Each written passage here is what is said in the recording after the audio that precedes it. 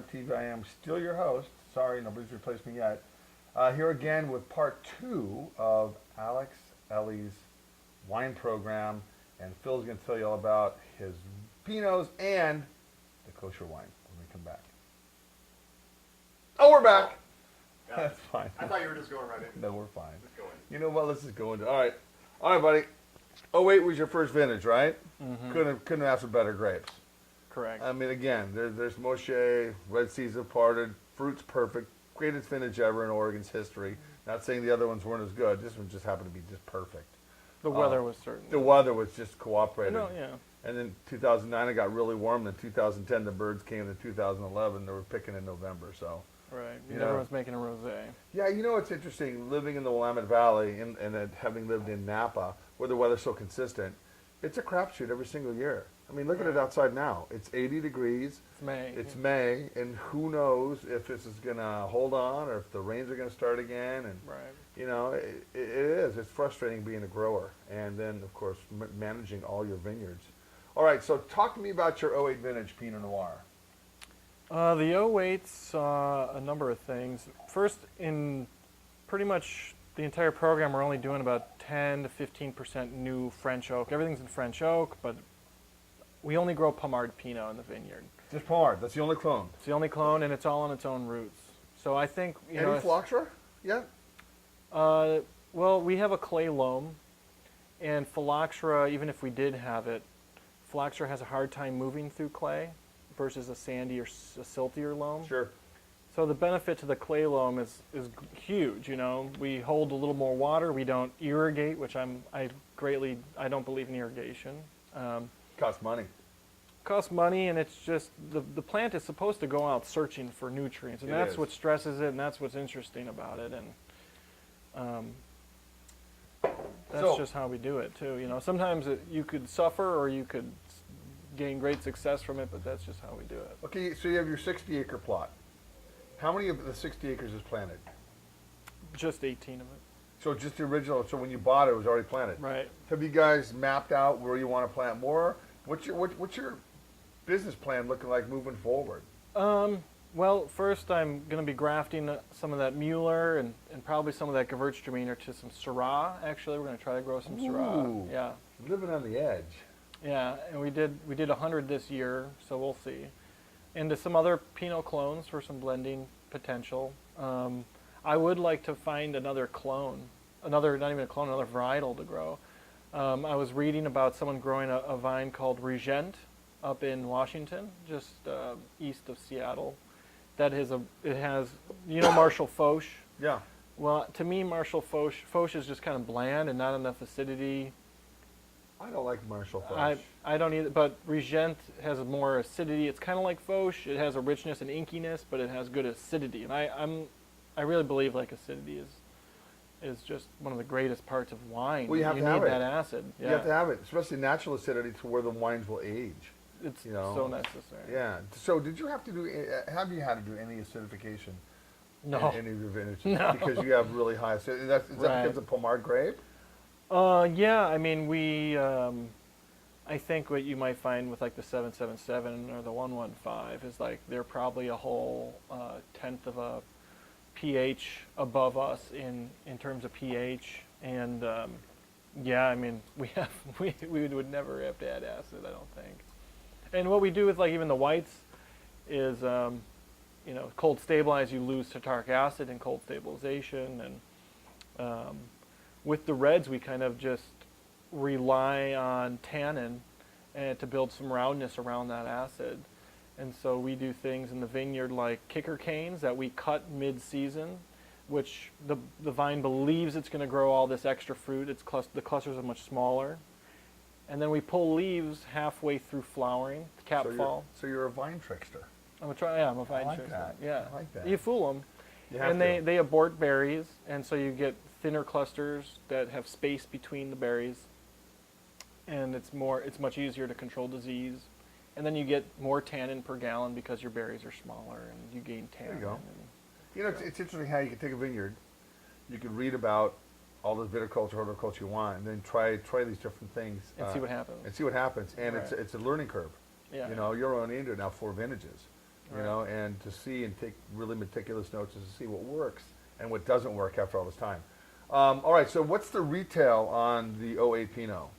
20 at our tasting room. You know what? I tell you guys, it's an '08 $20 bill will get you a Pinot. Any accolades on this Pinot? Did you send it in anything? We haven't really sent it into anything, actually. I think we did get a silver at the Portland Food and Wine Festival last year, and then there was the Northwest Food and Wine Show. I think we also silvered with that. And It's got good acidity. Oh, I took this wine to the London Wine Expo last spring, and Burgundian producers were walking around. I was there, one of 6 or 7 Oregon wineries, and the Burgundian producers, some Austrian Pinot producers, just thought our Pinot was like spot on, traditional, like it could have been Burgundian, and I was just amazed. This is not your typical over-the-top, super plush Pinot. This has got Right. good stone fruit, good berry fruit to it, great acidity. I'm not a huge fan of laying Pinots down for a long time. I think another 2 or 3 years, this will really start showing well.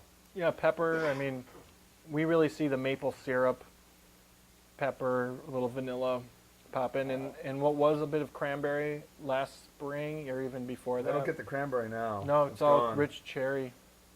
It's all rich cherries and. All right, let's move right along. 2009. All 100% Pomard. Yeah. Nothing changes. A little bit lighter in color. Very warm vintage. Did you guys have any problem with acid in the '09 vintage? Definitely no. I mean, '09 for us was also a pretty decent year. I mean, we're just starting to serve these '09s, and they're actually, I think they're coming around faster than the '08s.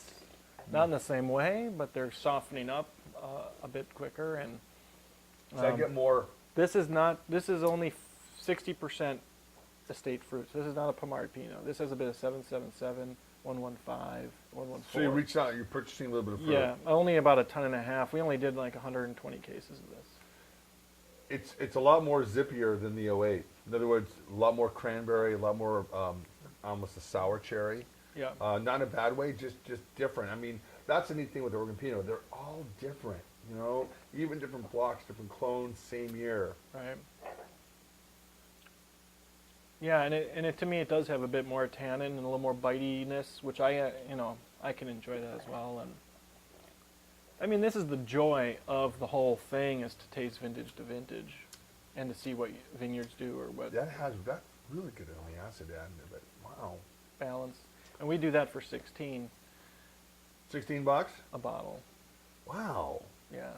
You know, guys, I mean, affordable wines. All right, let's go to the overpriced. No, that's just kidding. Let's go to the last wine, which is the kosher wine. And for all the rabbis out there, holy moly, do you guys charge a lot of fees? So, you know, Phil and I were sitting here talking about what's it take to make a kosher wine.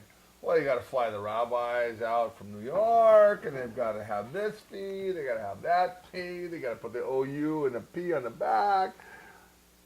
Baruch atah Adonai Eloheinu melech haolam borei pri hagafen. Amen. Amen. Right on, brother. All right. So, kosher wine is insane, guys. It's basically kosher wine is everybody has to be Jewish in the making of the wine. Pretty much. Shomer Shabbos, not even Jewish. Shomer Shabbos. You have to be observant. You have to be keeping of the Sabbath.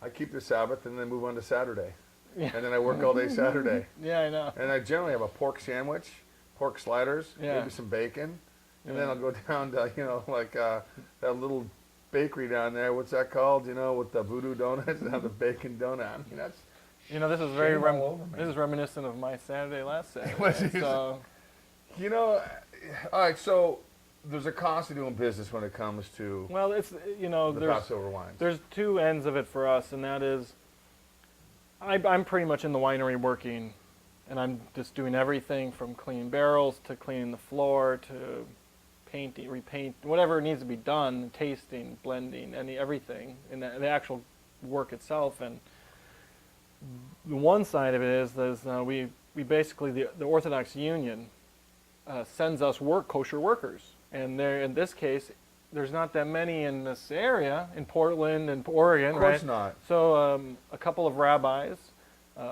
from the Chabad of Hillsborough and of Salem, they'll come and work. So Rabbi So- Mishleman from the Chabad here in Portland can't come and work? I don't know him, but Oh, he's a good Yeah, guy. I know. No, I Rivkin. did the aluva up at the winery with him a couple of years ago. Yeah, Nice. he called me up. I said, can we do? I said, oh, let's go, let's roll. So Yeah. we went up to Lene and we did the Perfect. all that. It was great. That sounds like fun. Tradition, tradition. Yeah, but He wanted to recircumcise me. I said, get out of here. I said, that's not happening today. man, he took the back door to that. I know, really. I know. Yeah, All right, so did you make two different Pinots in 2010, or did you just yeah. make? We're actually about to bottle our 2010 estate. You really hold your wines back in barrel a little bit Yeah. longer Well, than some, yeah. which The can get kind of 2000. scary. I mean, like you said, the longer it's in barrel, the more things can happen to the wine. Well, Sometimes. I mean, we keep everything clean, and we don't have a barrel program of 7,000 barrels, 600 barrels. We got 50 barrels, and that's what we're doing. So it's not so much that there's a barrel below, it's underneath 5 stacks of barrels in the back of a line of 30 lines of barrels where guys are going around with forklifts. And Not it's a yet. wild time. I don't ever want to do that. Yeah. I mean, so we keep an eye on things, and What's your total case production about 2,200. with everything? With most of it being your white wines, Yeah, right? right. So how Well, many- I'm hoping to grow Pinots, and we're actually in 2010 we brought some Syrah Grenache in, and then last year we brought in a whole bunch of Malbec. So from Washington. from down south, Oh, from so Gold they're- Vineyards. Yeah. Okay. All right. How many barrels of this kosher wine did you actually do? 8. 8 measly barrels. And I won't get into all the expenses that you had to fork over, but we'll just say, we were talking earlier, it was a lot of freaking money. Yeah, it ends up adding up to be, the majority cost of production. Because they have to fly out here to smell a barrel. Well, yeah, and every time they come, you got to pay for them to come, and then the drive home, to drive there, and then there's a miscellaneous, an expense for on the whole list of expenses, $60 for materials, and I'm like, what materials did you use? Because I think I provided just about all of them.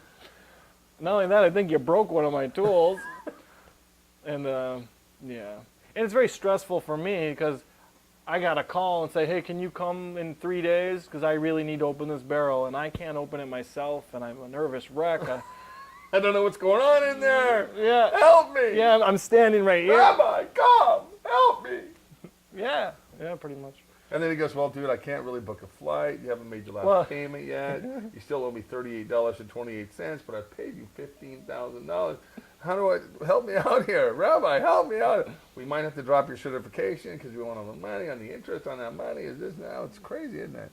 Well, that's part of the deal is really like the guys I work with are lovely and wonderful to work with other than some time logistical things and when they're busy people and this is not their main gig at all.